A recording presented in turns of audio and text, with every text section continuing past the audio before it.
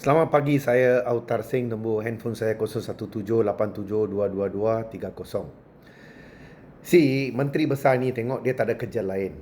Adakan sidang khas untuk DUN tangani kesan konflik Asia Barat. Sebelum tu dia bawa satu delegasi pergi ke Gaza mau bantu. Tak tahulah apa dia mau buat dekat sana. Itu beratus juta ini kerajaan Malaysia sudah bagi bantuan dekat sana, tapi rakyat dekat Malaysia ni tak ada orang mau bantu. Kita punya keadaan dekat hospital lah betul-betul tau. Keadaan yang amat menyedihkan. Ubat tak ada, peralatan rosak, queue untuk operation sampai 1,5 tahun orang kena queue. Anyway, tak apa, itu bukan tujuan saya buat video ni. Ini sidang saya tengok beberapa hari lah, sejak 20 hari bulan lah. Kecoh pasal babi. Itu saja dia orang punya kerja. Kecoh pasal hal babi. You orang adon daripada Perikatan Nasional kah, daripada UMNO kah, daripada Pakatan kah, you orang tak ada kerja lain kah? Termasuk ini bodoh punya Menteri Besar, itu bodoh punya Ketua Pembangkang Azmin Ali. Apa lu orang punya kerja? Isu banjir di Selangor sampai sekarang lu orang tak settle.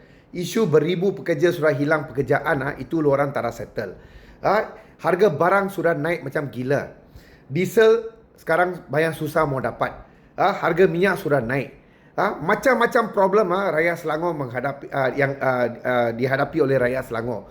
Hospital di Selangor saja ubat tarak, itu peralatan tarak, itu dia punya utensils itu syringes kah atau tube kah apa semua tarak stok. Mau operate, mau x-ray kena tunggu queue. Itu orang nak tempat nak bakar mayat selalu rosak. Keadaan teruk. Orang India dan orang Cina mau kasih mandi di orang punya mayat, di orang tak benarkan dalam hospital kerajaan sekarang. Kecuali saya rasa Sedang saja. Hospital Sedang saja ada. Yang lain hospital semua not working. What is going on?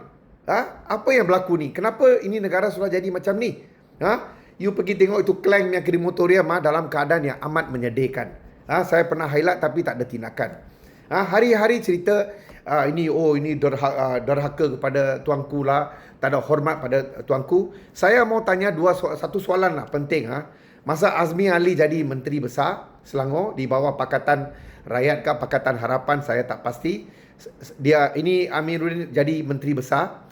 You dua orang dulu tuanku Sultan sudah cakap, itu kolam tadahan semua jangan sentuh, jangan kacau, jangan don't touch. Kita perlukan kolam tadahan untuk menakung air di musim hujan lah, musim tenggujo. Tapi first itu kolam tadahan South Key depan Hospital Sunway itu sudah dijual.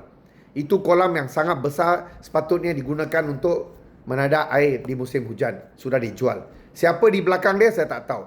Saya ada dengar nama kerabat dijual.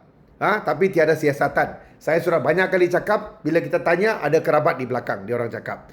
Lepas tu, itu kolam tadahan yang 560 lebih ekar dekat belakang IOI Mall Puchong, Unitin, itu pun sudah sebelum tu Menteri Besar Incorporated sudah ambil itu kolam. Dia orang sudah dapat itu kolam. And dia sekarang itu Menteri Besar Incorporated sudah jual pada satu pemaju SC Land ke something like that lah. Saya tak berapa pasti. Also bila kita tanya ada kerabat di belakang dia. So sekarang semua kolam-kolam ni orang sudah start mau jual. Itu kolam dekat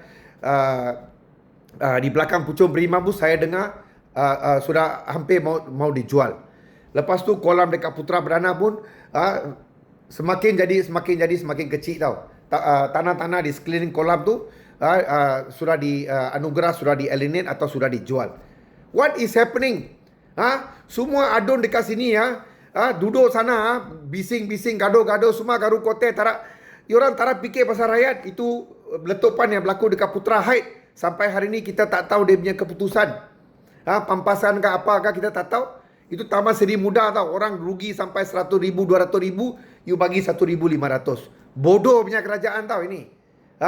So kalau mau cakap tak ada hormat Tengku punya tita, tak hormat pada Tengku, tuanku, you orang lah.